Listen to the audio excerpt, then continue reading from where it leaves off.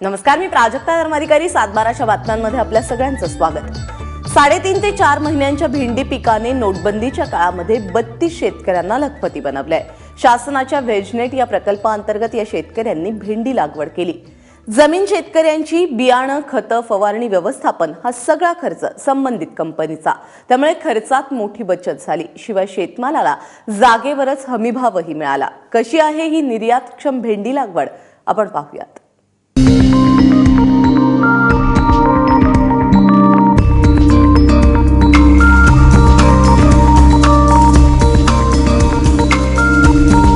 धुळे तालुक्यातील आर्वी, पुरमेपाडा, धाडरे, सोनेवाडी ही पपई, केळी, ऊस शेती करणारी गावं. मात्र सध्या या गावांना नवी ओळख मिळाली आहे. भेंडी विदेशामध्ये निर्यात करणारी गावं अशी ही ओळख आहे.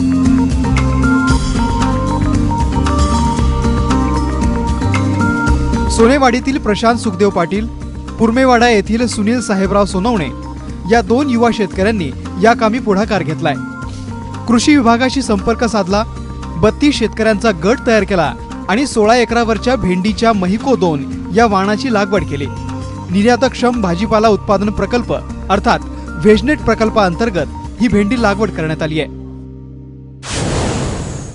आर्वी, पुरमेपाडा, धाडरे, सोनेवाडी या परिसरातील 32 शेतकऱ्यांची आम्ही या निर्यातक्षम भेंडी प्रकल्पासाठी निवड केलेली आहे.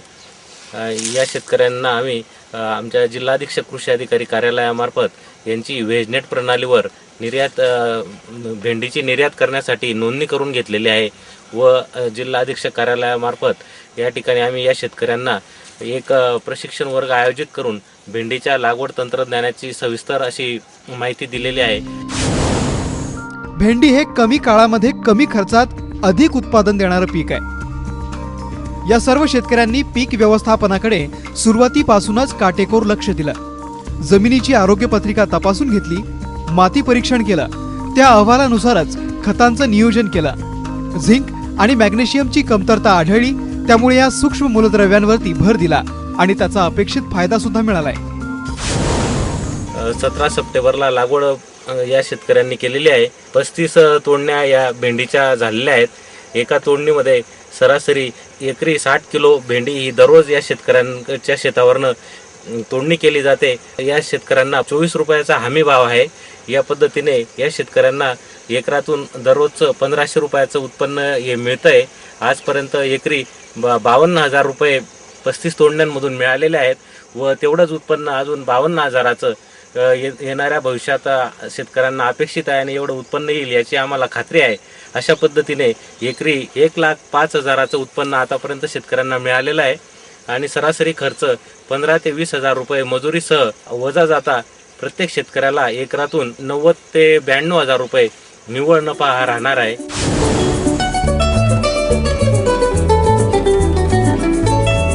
सतरा सप्टेंबर 2016ला लागवड झालेल्या या भेंडीचे आतापर्यंत 35 तोडे झाले आहेत. ही भेंडी युरोपामध्ये निर्यात केली जाते. व्यापारी भेंडीला जागेवरच 24 रुपये किलो असा भाव देत आहेत. सर्व पेमेंट या भेंडी उत्पादक शेतकऱ्यांच्या बँक खात्यावरती ऑनलाईन जमा होत आहे. शेतकऱ्यांना भाजीपाल्याच्या बाबतीमध्ये शेतकरी आविखुरलेल्या स्वरूपात असल्यामुळे त्याला वाहतूक आणि नंतर मार्केटमधून आडत, हमाली, वाहतूक खर्च या सगळ्या गोष्टींच्यामुळे भाजीपाल्याकडे थोडं शेतकऱ्यांचा कल कमी असतो.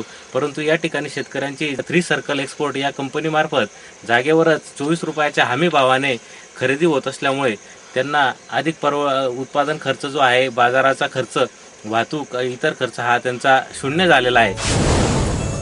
शेतमजुरांना दररोजची मजुरी देताना नगदी पैशांची चणचण भासते असं शेतकरी सांगतायत. तेवढा त्रास सोडला तर निर्यातक्षम भेंडीमुळे नोटबंदीचा काळ सुकर झाल्यानं हे शेतकरी समाधानी आहेत. मागच्या वर्षी कांद्यामध्ये काही सारखं उत्पन्न भेटलं आणि त्याच्यामुळे आम्ही भेंडीकडे वळालो. भेंडीला खर्च कमी आहे आणि वाटल्यास त्यांनी फवारणी त्यांच्याकडून दिली कंपनीकडून, त्याच्यामुळे आम्हाला खर्च कमी आलं. यावर्षी भेंडीला 62 किलो रोज एकरीमध्ये निघते भेंडी. 25 रुपये किलो जागेवरती भेंडी मोजता आणि त्यानंतर रोज घरपोच देण्यासाठी येतात. साधारण आम्हाला 30 गुंठ्यामध्ये तरी 1,20,000 रुपयांचं उत्पन्न मागच्या वर्षी दुष्काळ पडला, त्यामुळे दुसरं कुठलंच पीक परवडलं नाही. कांदा लावला, कांद्याला भाव भेटला नाही आम्हाला आणि खर्च कमी आहे, त्यामुळे आम्ही भेंडीकडे वळालो सर्व शेतकऱ्यांनी. आणि शेतकऱ्यांना जास्तीत जास्त आतापर्यंत नफा मिळाला आहे. तरी साधारणतः आतापर्यंत 55 ते 60 हजार रुपयाची भेंडी शेतकऱ्यांना झाली, तर कमीत कमी 10 हजार रुपये आतापर्यंत खर्च झाला आहे शेतकऱ्यांचा. भेंडी आम्ही 3 सर्कल एक्सपोर्टच्या माध्यमातून आम्ही युरोप प्रांतात पाठवतो. युरोप, लंडन प्रांतातूनच मागणी आहे. दरातील चढ उतार यामुळे इथला शेतकरी भाजीपाला लागवडीकडे वळत नव्हता. मात्र भेंडीला जागेवरच हमी भाव मिळू लागल्यानं हे चित्र आता बदलू लागलंय. जास्तीत जास्त शेतकरी निर्यातक्षम भाजीपाला शेतीकडे येतील अशी आशा आता निर्माण झाली आहे. संजय सोनावणे, एबीपी माझा, धुळे.